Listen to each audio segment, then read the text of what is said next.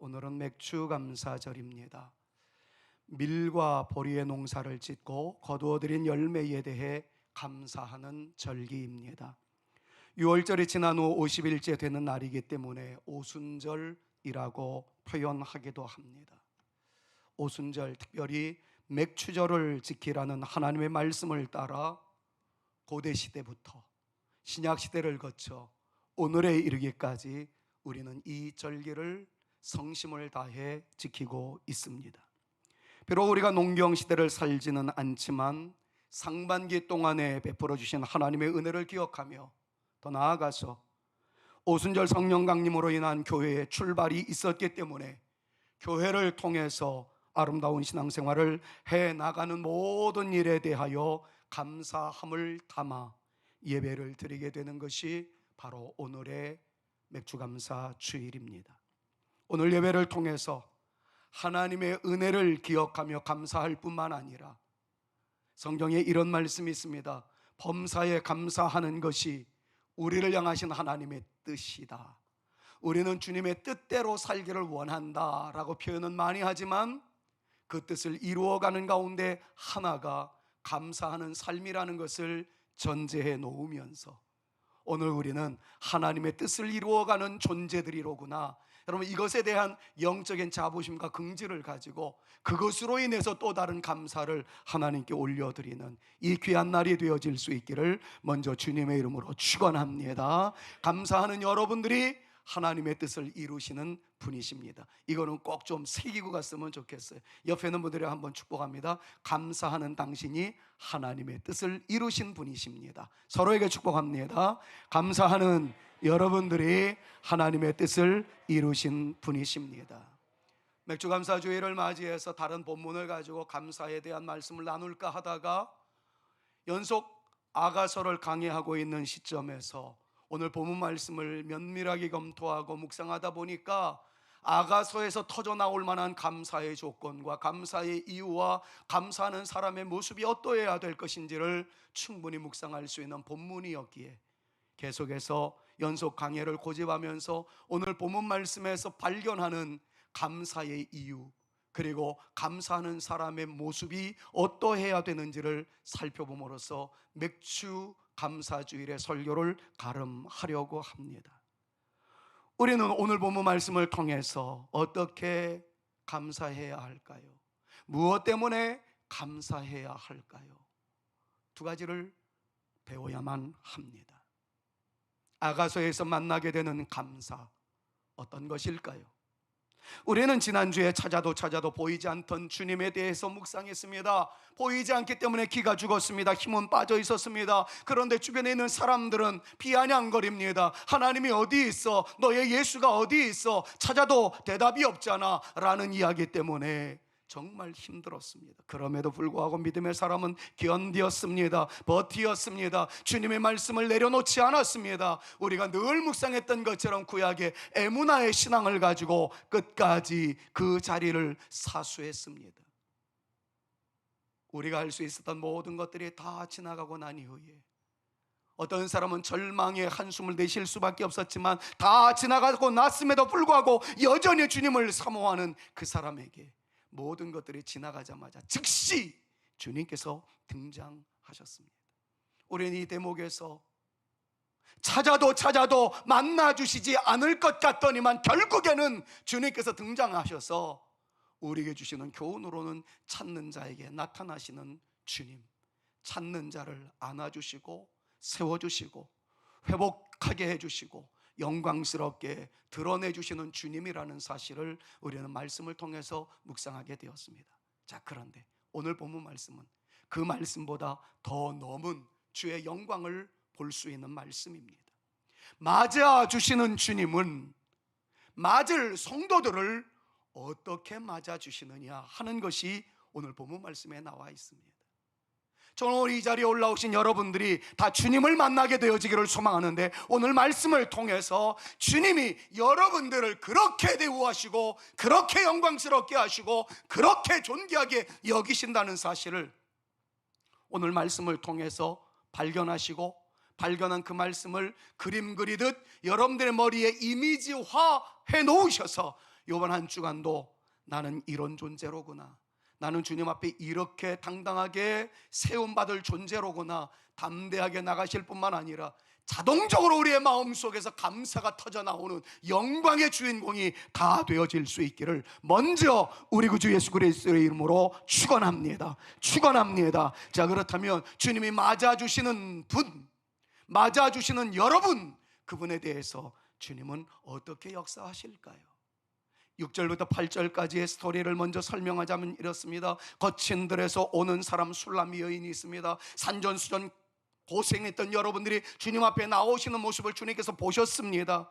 그런데 그 술람미 여인은 그냥 거친 들을 걸어서 터벅터벅 오는 것이 아니라 그 거친 들을 향해서 오고 있는 술람미 여인에게 다가서는 것이 있었다는 것을 설명합니다. 그것은 솔로몬이 보낸 가마이었습니다.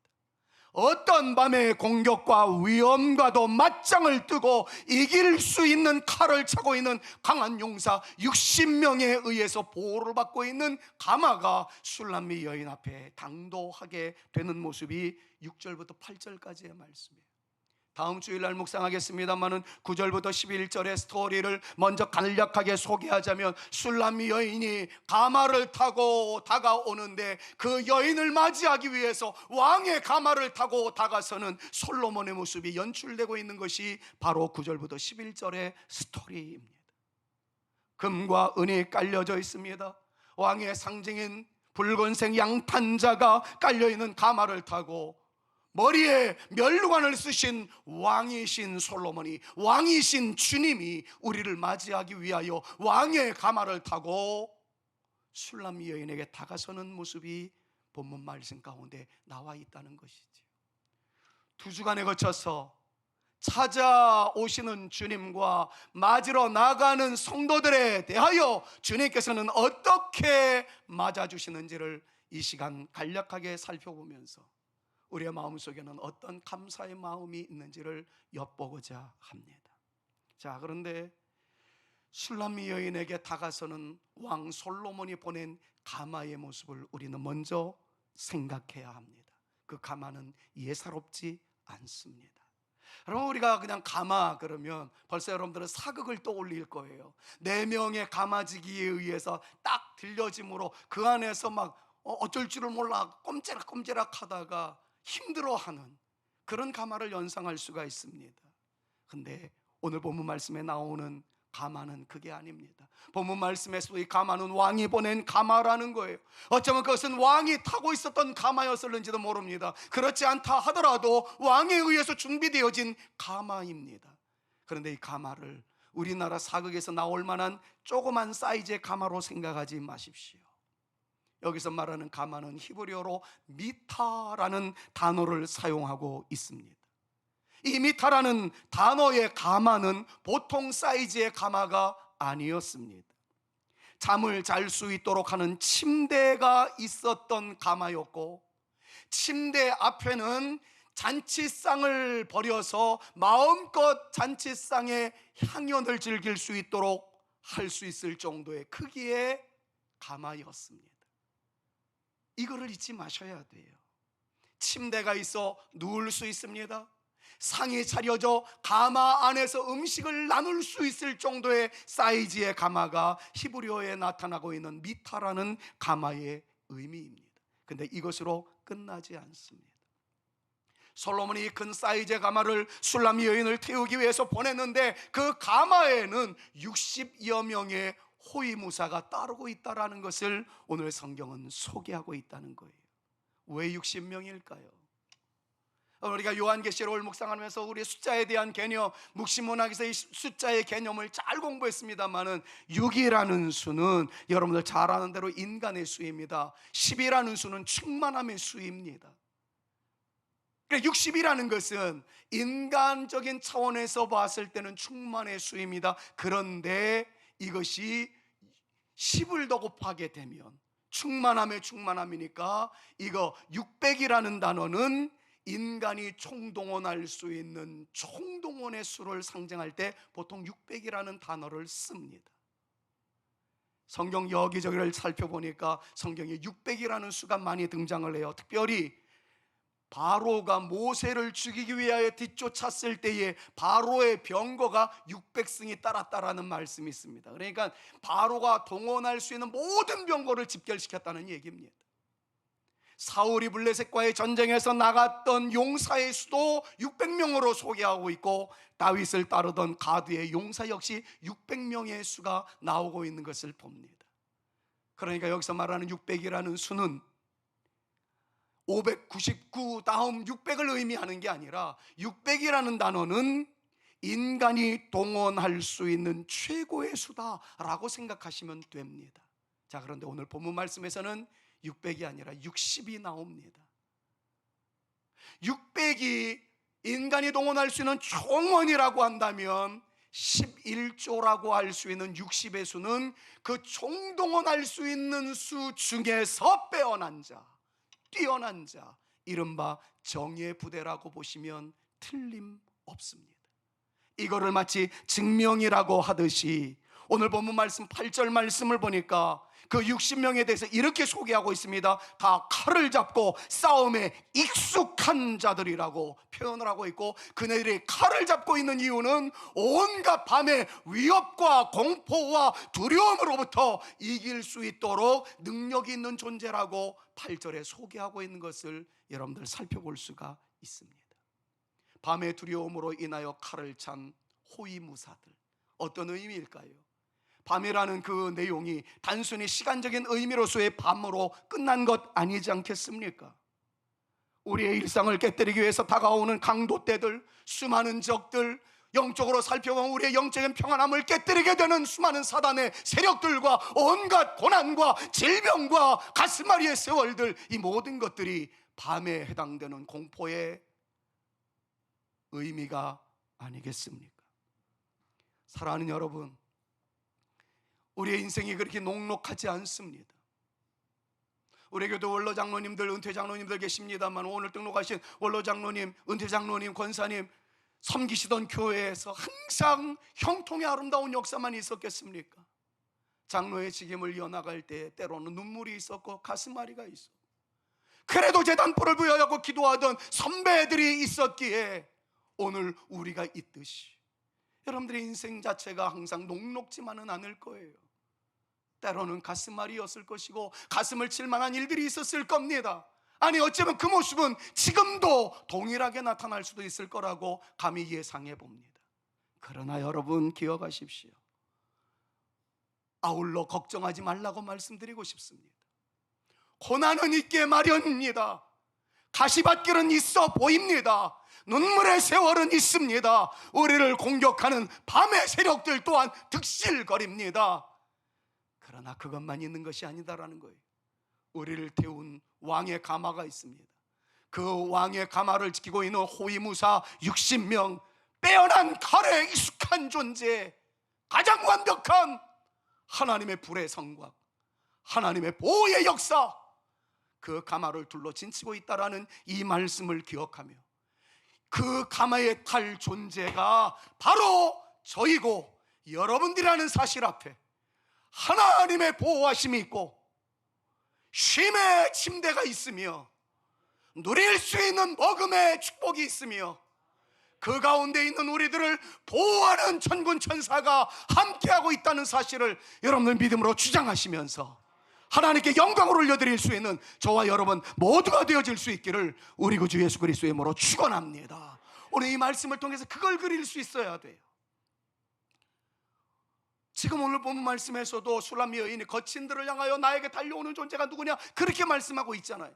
우리 인생 자체가 항상 무지개 영롱한 평탄대로만이 아니었던 거예요.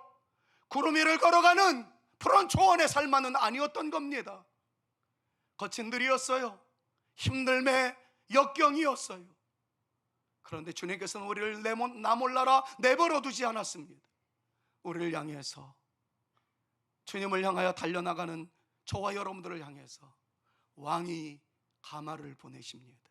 미탈을 보내십니다. 그 안에는 쉴 수 있는 침대가 있어요. 그 안에는 음식을 먹을 수 있는 왕이 차려주신 진설 상이 있습니다. 쉴 수 있고 먹을 수 있어요. 삶의 평안함을 누릴 수 있어요. 밖에는 여전히 밤의 위협이 있습니다. 더불어 가는 겁니다. 근데 하나님은 나몰라라 하지 않으세요.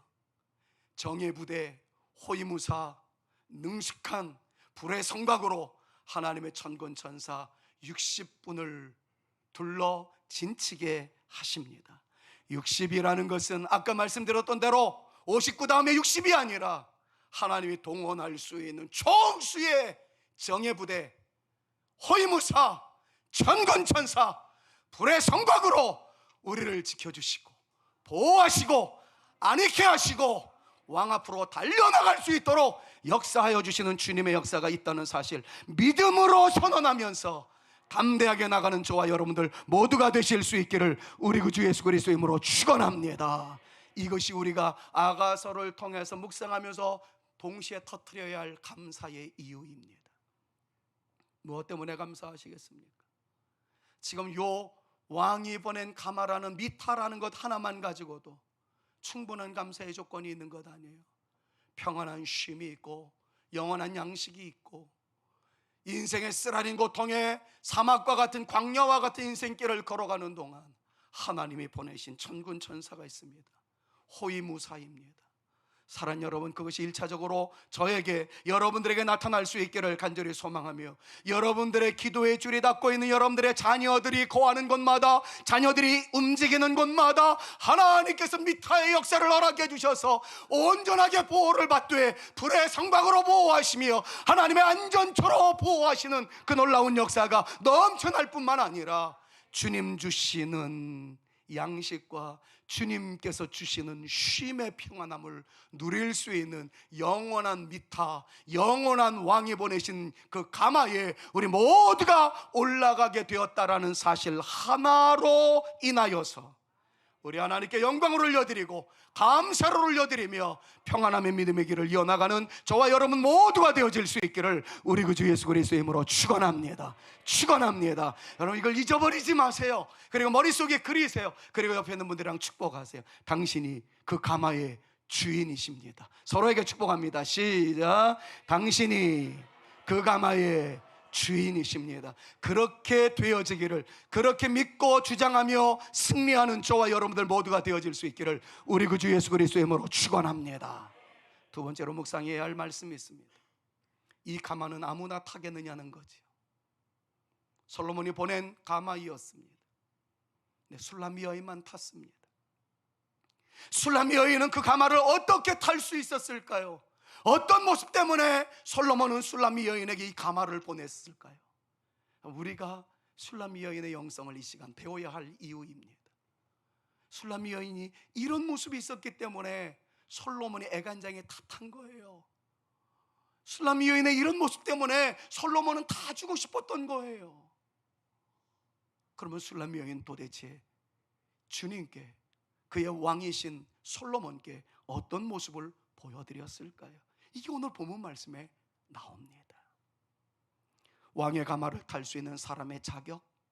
아니요, 자격은 다 주님께서 거저 주시는 은혜였으니까. 그럼 왕의 가마에 오를 수 있기 위해서 내가 지녀야 할 영성은 무엇일까? 차라리 이렇게 표현하는 것이 좋겠습니다. 이제부터 오늘 설교의 시작입니다. 우리가 죽을 때까지 이것을 간직해야 될 것이기 때문에 그렇습니다. 자, 그렇다면 우리가 지녀야 할, 술람미 여인을 통해서 배워야 할 영성이 무엇일까요? 오늘 본문 말씀 6절 말씀을 보십시오. 큰 목소리로 함께 읽습니다. 모리앗과 같이요, 모리앗과 유향과 상인의 여러 가지 향품으로 향내 풍기며 연기 기둥처럼 거친 들에서 오는 자가 누구인가? 거친 들에서 지금 오고 있는 사람은 술람미 여인이라는 걸 다 아세요. 벌써 이미 다 알고 계세요. 그런데 특별히 6절 말씀을 보니까 술람미 여인의 모습에 두 가지 특징이 있었다는 것을 빨리 발견하셔야 됩니다. 첫 번째는 모략과 유향과 상인의 여러 가지 향품으로 향내를 풍기는 술람미 여인이었다는 거예요.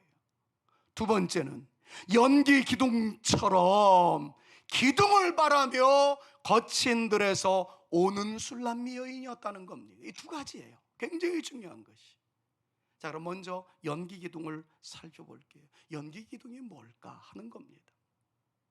사사기 20장 40절에도 나오는 말씀인데, 연기가 솟아오르는 형태를 말하는데 그 연기의 모양새가 기둥과 같았다. 간단합니다.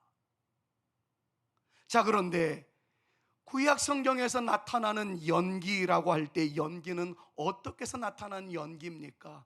향불을 피울 때에 나타나는 것이 연기의 모습입니다. 자, 그럼 벌써 여러분들 머릿속에 막 그려야 되겠죠? 향불 그러면 뭐 생각납니까? 예수 믿기 전에 제사 드렸을 때 제사상 위에 향불, 예수 믿지 않는 사람들 세상 떠났을 때, 조문 갔을 때, 분향할 때 그 분향의 그 향불, 그거를 떠올리는 사람이 많겠죠. 향불을 붙입니다. 연기가 올라갑니다. 모양새가 어떻습니까? 갸냘퍼서 시로라기 같습니다. 이 내용과 더불어 하나님께 성소에서 향불을 올리던 제사장들의 향불 또한 생각해 보십시오.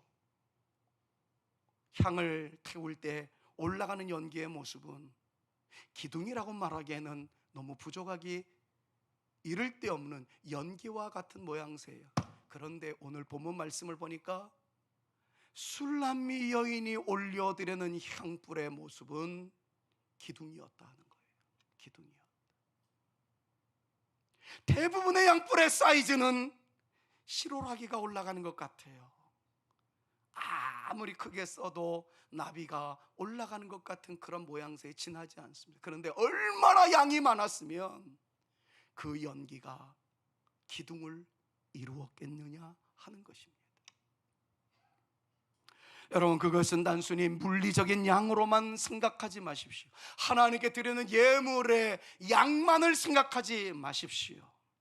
어쩌면 그 향을 올리는 사람의 온전함, 충만함을 비유적으로 말씀하는 것 아니었을까요?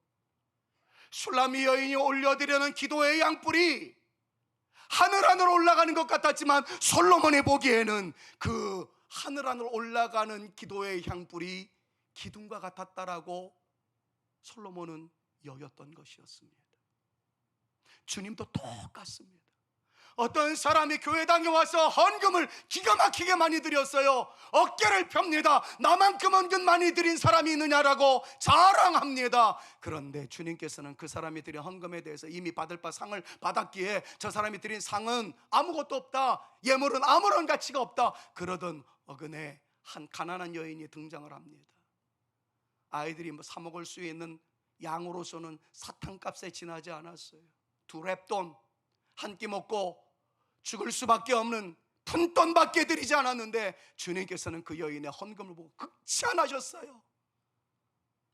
이 여인이 가장 많은 것을 하나님께 예물로 드렸도다. 뭡니까?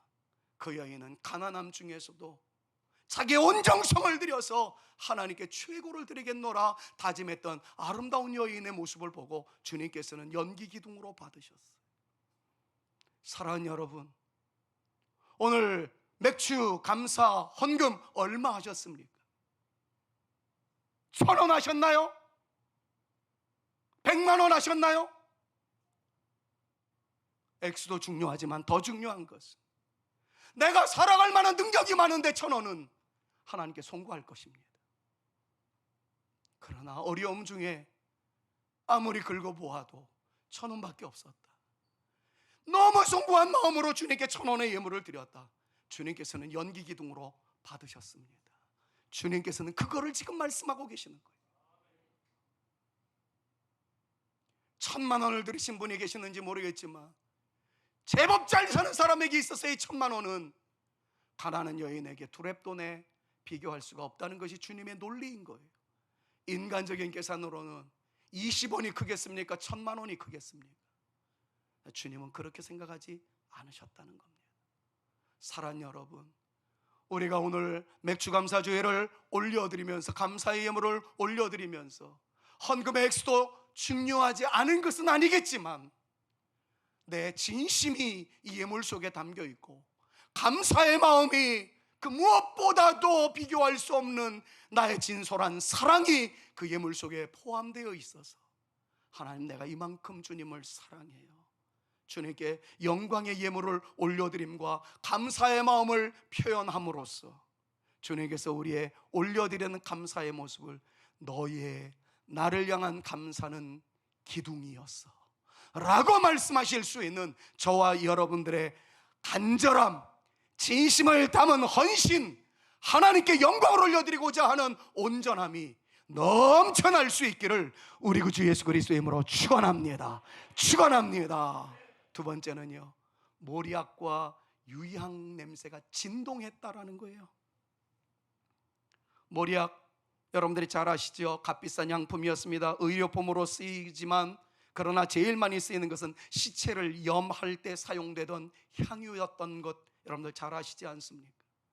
유향 역시 성전 분향의 향재료였습니다. 모리약과 유향은 아기로 태어나신 영원한 왕이신 예수님께 경배하기 위하여 동방에서부터 왔던 동방박사들이 드렸던 예물 가운데 하나였습니다. 드림의 상징입니다. 자, 그런데 오늘은 시간 관계상 다 못하고 모리약 하나에만 집중해 보겠습니다. 여러분, 우리가 드려야 할 예물은 무엇이어야 할까요? 술람 여인을 통해서 배워야 할 것은 그가 드린 모양새는 연기 기둥이었는데 그 연기 기둥의 본질은 무엇이었느냐? 모리약 향이었다는 것에 집중하셔야 됩니다. 우리가 하나님께 드릴 진정한 예물은 무엇이어야 할까요? 술람 여인에게서는 모리약 향이 흩날렸습니다. 그것이 천지를 진동했습니다. 모리약은 무엇이었다라고 말씀드렸습니까? 시체를 염할 때 향기를 바라게 만드는 향수였다고 말씀을 드렸어요. 모리약이 쓰여지는 것은 죽음이 전제되어 있다는 의미이겠습니다. 우리가 모리약 향으로 주님께 예물을 드린다는 진정한 의미는 성경을 통해서 보았을 때 그리스도인의 주님을 향해서 드려야 할 제물이 무엇인가를 가르쳐주는 말씀이에요.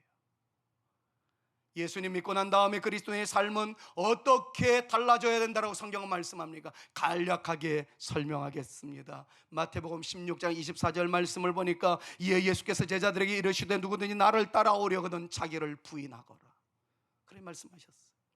모리약이 주는 교훈입니다. 갈라디아서 2장 10절 말씀을 보니까 내가 그리스도와 함께 십자가에 못 박혔다니 나의 죽음을 선언하고 있습니다. 모리약이 주는 영적인 교훈은 내가 모리약화되어진다는 것은 예수 그리스도를 믿고 난 다음에 내가 죽는다는 것을 의미합니다. 그리스도인이 되어서 자기를 부인하고 자기를 십자가에 못 박는 삶을 살아간다는 것은 자기를 혐오하라는 말이 아니에요. 자기를 비난하라는 얘기가 아닙니다. 바로 이런 의미이겠죠. 예수님을 믿고 난 다음에 하나님의 말씀대로 살아간다고 하면서도 여전히 자기 안에 꿈틀거리는 이기적 욕망과 생각과 주장, 그리고 부패한 옛사람이 원하는 대로 살아가는 그 모습들, 이런 것들이 우리 가운데 살아있다면 예수 향기가 아니라 나의 쓴물이 나오고 역한 냄새가 나오기 때문에 이런 것들을 말씀 앞에 철저히 굴복시키라는 그러한 말씀의 의미가 아니겠습니까? 사도 바울은 이것 때문에 고민합니다. 그래서 로마서 7장 19절에서 이렇게 고뇌에 찬 절규를 하죠. 와, 내가 원하는 바 선을 행치 못하고 원하는 바 하나님의 말씀을 붙잡고 살지 못하고 원치 아니하는 바 악을 행하는도다. 이것 때문에 고민합니다. 사도 바울은 마침내 이렇게 표현합니다. 나를 아무리 설득시키고 또 설득시켜도 잘 안 되니까 나를 쳐 복종케 하였도다 라고 말합니다. 너무 안타까우니까 자기 가슴을 칩니다. 왜 내가 주님이 원하시는 그 길을 가지 아니하고 여전히 역한 냄새를 풍기나? 왜 주님이 원하시는 향기를 드러내지 아니하고 나의 못된 습성만 자꾸 퍼뜨리나? 변하고 싶은데 안 되니까 자기를 치는 거예요. 자기를 치는. 사도 바울의 마지막 고백은 그랬습니다. 나는 날마다 죽노라. 죽기 위해서 나를 쳐 복종시키노라. 정말 우리 모두가 아름다운 모습으로 향기로운 인생이 되어지고 싶은데 성질만 나면 내가 그리스도인인지 이 악한 사람인지 예수 믿는 사람인지 예수 안 믿는 사람인지 구분이 안 될 정도로 망가지는 초라한 우리의 모습을 발견할 때가 얼마나 많습니까? 여러분들은 잘 모르겠습니다만 저는 참 안타까움이 많은 존재입니다. 욕심은 한이 없고 나만 잘 되면 다른 사람은 어찌 되든 상관 안 하는 극단적 이기주의자가 되어가는 모습에 얼마나 실망을 많이 할 때가 있는지 모르겠습니다. 사랑하는 여러분, 예수 믿는 사람은 정말 달라져야 합니다. 맥주감사 주일에 감사 예물을 드리는 우리의 마음은 감사헌금 10,000원 먹고 떨어지세요, 10만 원 먹고 떨어지세요, 이게 아니고 그 예물을 드리면서 하나님을 사랑하는 나의 마음은 연기 기둥과 같습니다. 나의 전부를 받으시옵소서. 이 마음과 더불어 내가 몰약이 되어져야 되는데, 내 몸에서 몰약향이 나와야 되는데 여전히 내 안에서는 내 쓴 냄새가 나오고 나의 패역한 모습이 나타나고 입만 열면 사랑 이야기가 아니라 비난하는 이야기가 나오고 손가락질하고 자녀들에게 상처 주고 같이 사는 아내에게 모욕감을 안기고, 예수 믿는 내가 왜 이런지 모르겠다. 예물 드리면서 내 몸에서 몰약향이 나와야 이거를 주님께서 받으시겠다는 거예요. 이것을 진행해 나가는 사람에게 왕의 가마를 보내주신다는 것이 오늘 본문 말씀인 겁니다.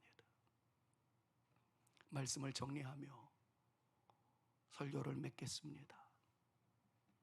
술람 여인은 몰약향을 연기 기둥처럼 피어오르게 하였습니다.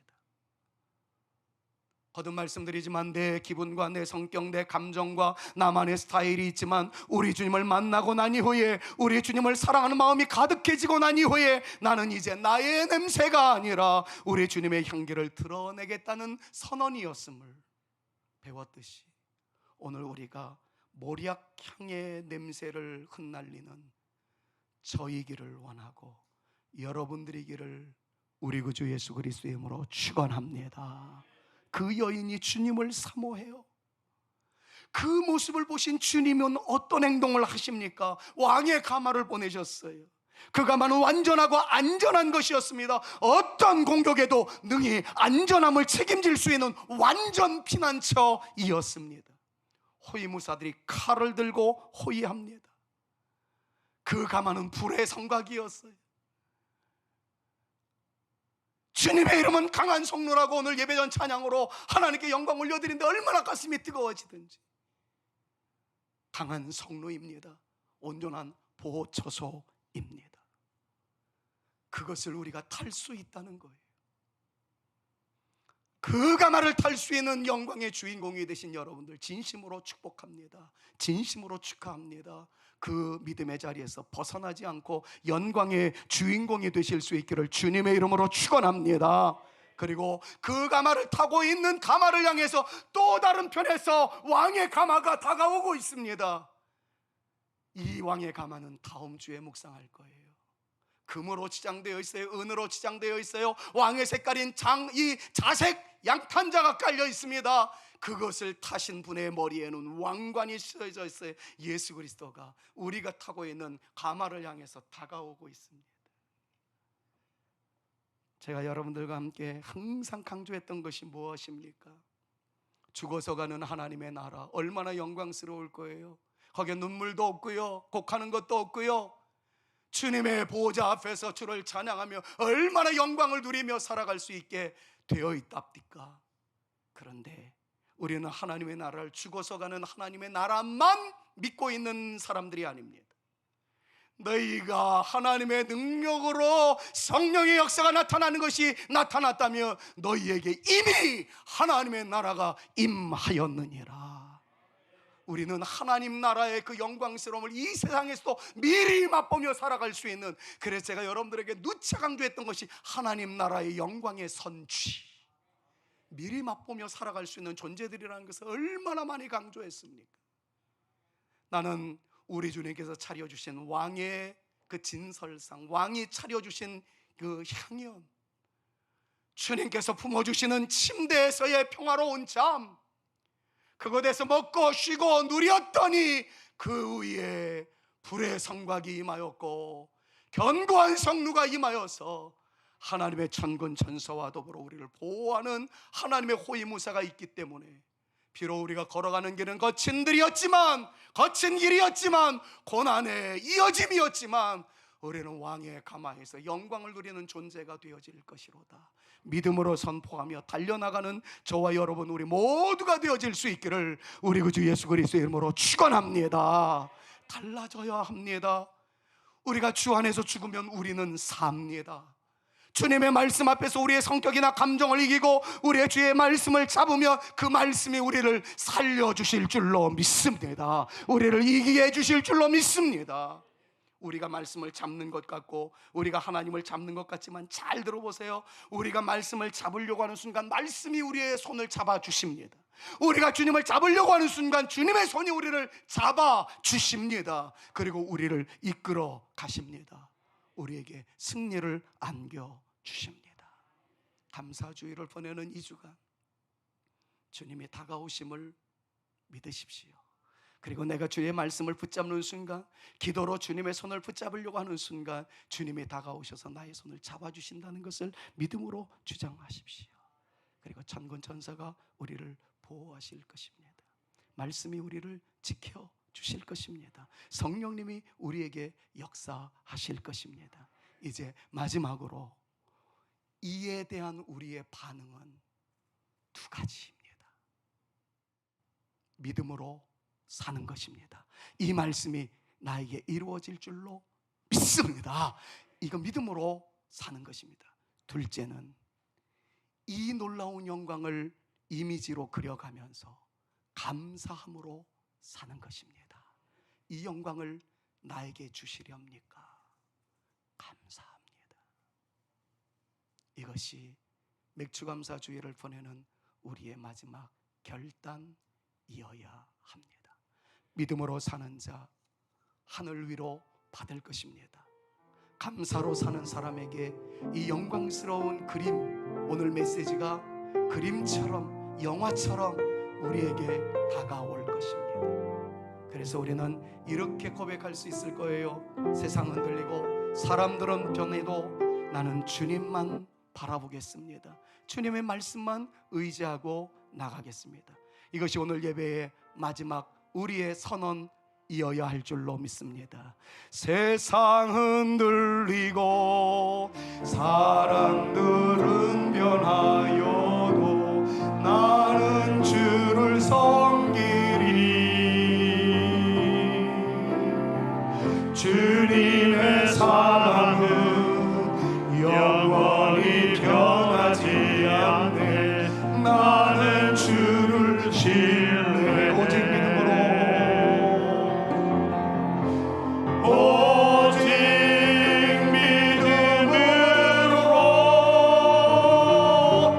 믿음으로 내가 살리라.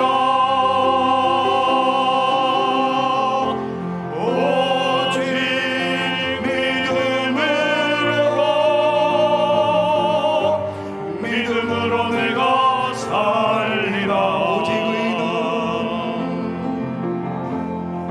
오직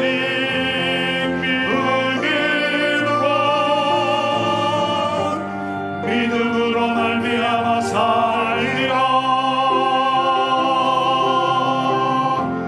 오직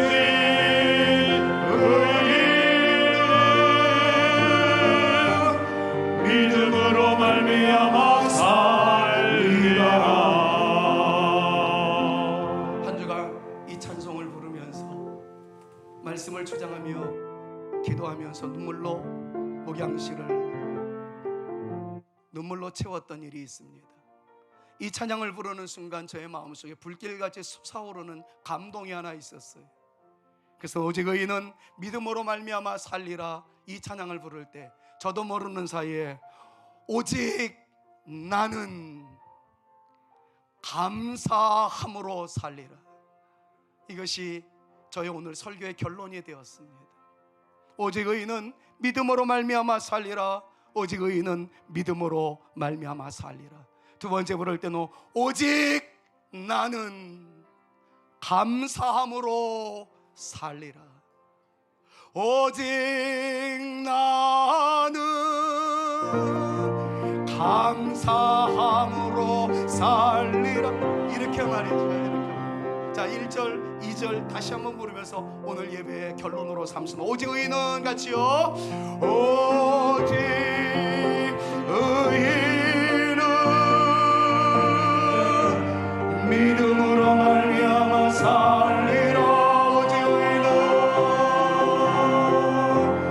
오직 의인은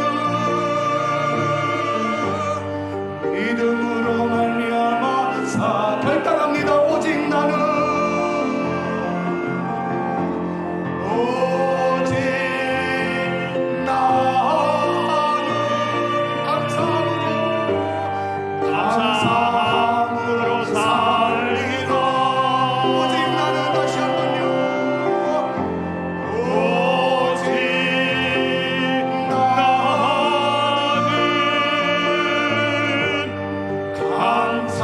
감사함으로 살리라.